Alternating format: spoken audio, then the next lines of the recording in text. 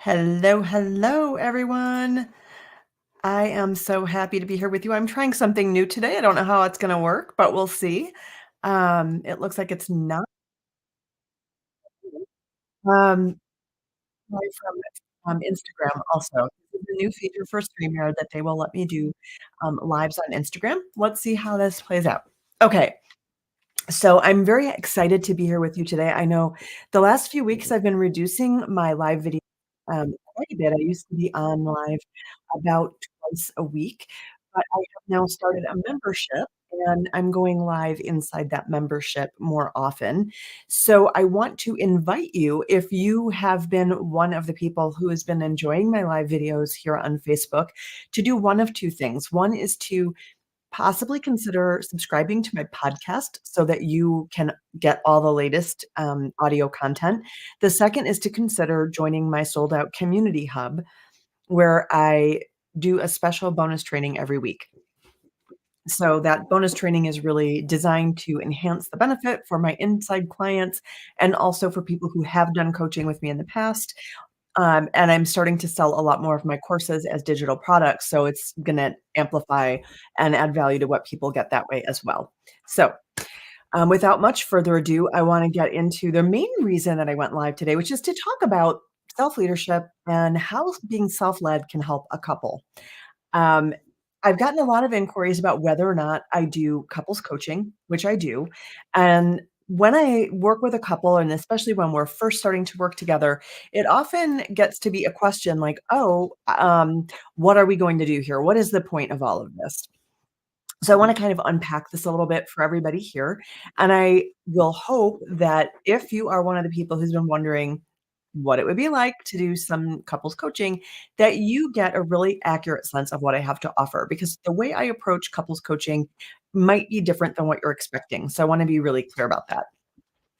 The first thing I want to talk about really is what is self leadership to begin with. So, if we're talking about the self led couple, what does that even mean? What is self leadership? Let me unpack that for you because it sounds great, but what does it mean?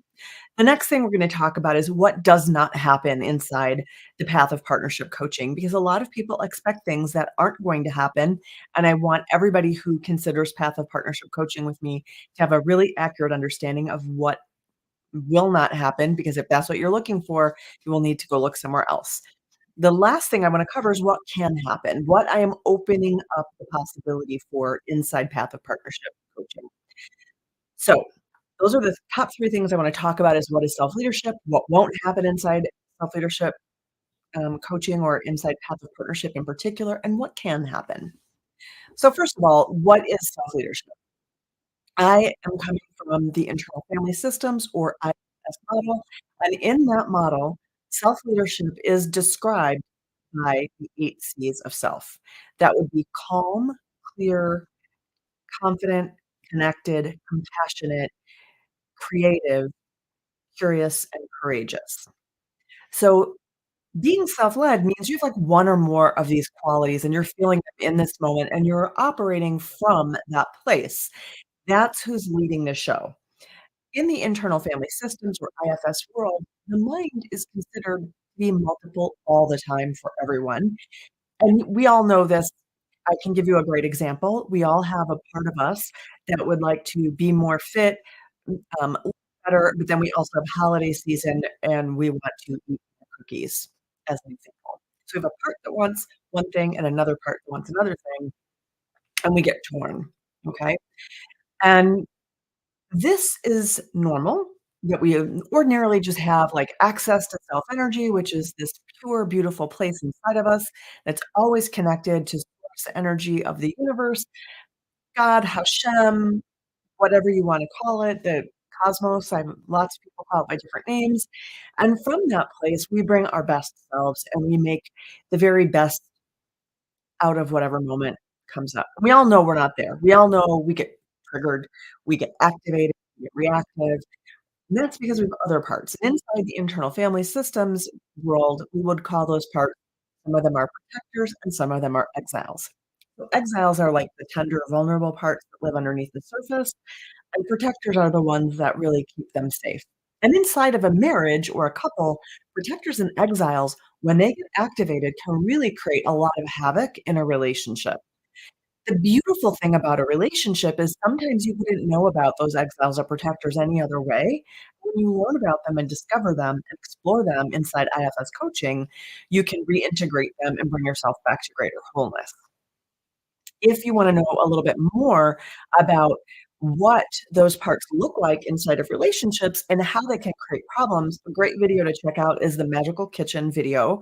If you would like access to that, just shoot me a message. I can't share that video enough. Everybody needs to see it.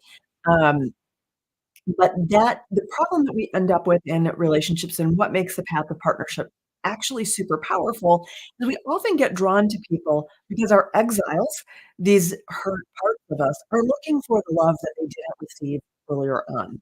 The problem is they're looking in the wrong direction. We're looking for a partner to give us those things, and really those things need to come from within us, from our own self energy. So here's what doesn't inside the path of partnership coaching. So we kind of know self-leadership means we want couples operating from the 8 Cs, where they're calm, clear, compassionate, connected, courageous.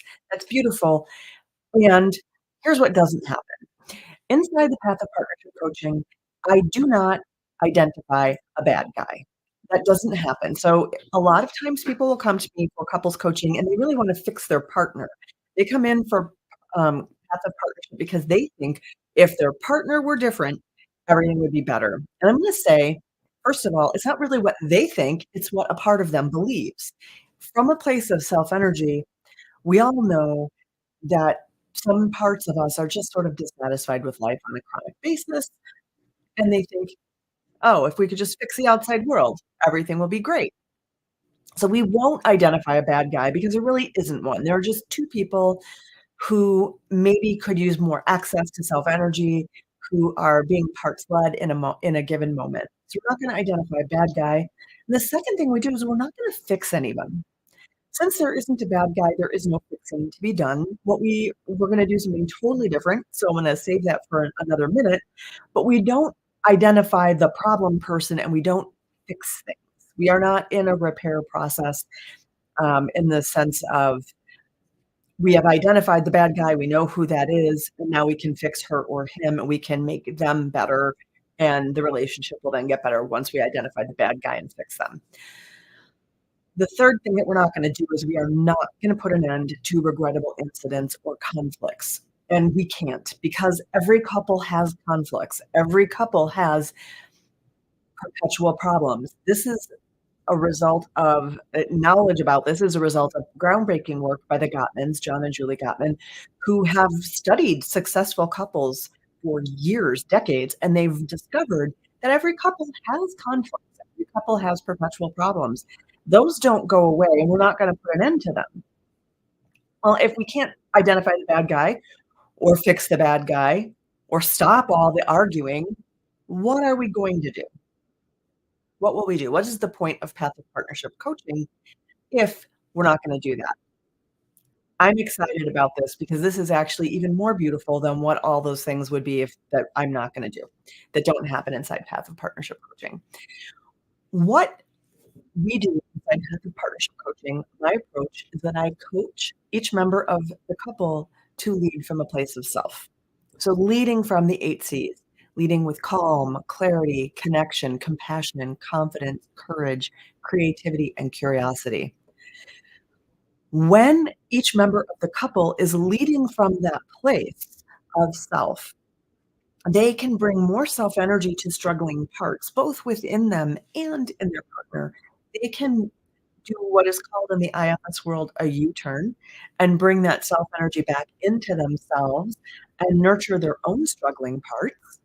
And they can hold space in a space of compassion or curiosity if and when their partners, exiles or protectors, might be a little bit activated. Also, what happens inside Path of Partnership coaching is that you can bring healing to your exiles and protectors.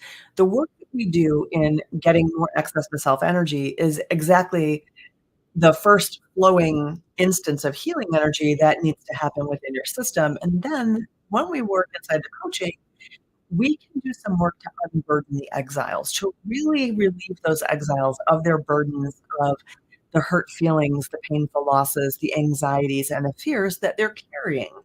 When both partner systems are less burdened, they're less likely to get activated in the first place, which means that while we're still going to experience some regrettable incidents, they happen less often because everybody's not carrying the same burden.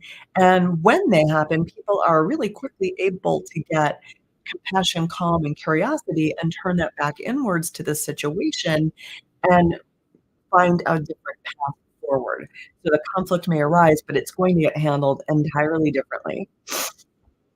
And when that happens, it's not to say that regrettable incidents or conflicts never occur. What is to say is conflicts are still going to occur, but they won't become regrettable incidents as often. And when they do, people in the couple, that couple will do a repair process. And in the course of that repair, they'll get to know each other so much better than they would have had they not had the conflict, which actually helps regrettable incidents become even less frequent. And they approach the repair from a place of true healing and understanding. So they really make an effort to understand each other, to understand themselves, to understand their part systems, and to really even understand their partner and their partner systems and what goes on inside for their partner. So instead of coming from places of judgment, criticism, demand, they're coming instead from places of curiosity and compassion. And that shifts everything. And the repair process is then not so much about proving that you were sorry or saying that you were bad. It's really about cultivating genuine intimacy and connection, which repairs the relationship. And the really cool thing that I have observed in Path of Partnership coaching and in my own relationships with Matt and then with, my adult children, with friends, is that relationships that have gone through a repair process are actually stronger than relationships that never had a conflict to begin with. So the problem in relationships isn't that there's conflict. The problem is that the conflicts don't get repaired. So it's like little micro tears, right? So it's like if you exercised excessively and you never took time to rest and you didn't do anything to repair the muscles in your body, you would wear out. You would get a lot of wear and tear in your joints.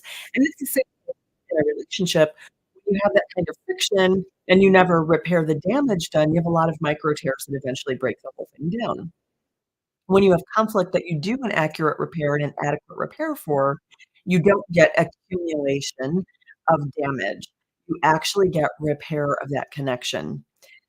You also get to know each other better and understand each other more deeply, which is amazing for deepening your connection and your intimacy. So, that is what I have for you today, inside the Path of Partnership Coaching. I want to kind of wrap up with another summary. Self-leadership, what doesn't happen and what does happen inside Path of Partnership Coaching. Self-leadership is all about, um I'm really distracted by the fact that I don't think my mic is working. Okay.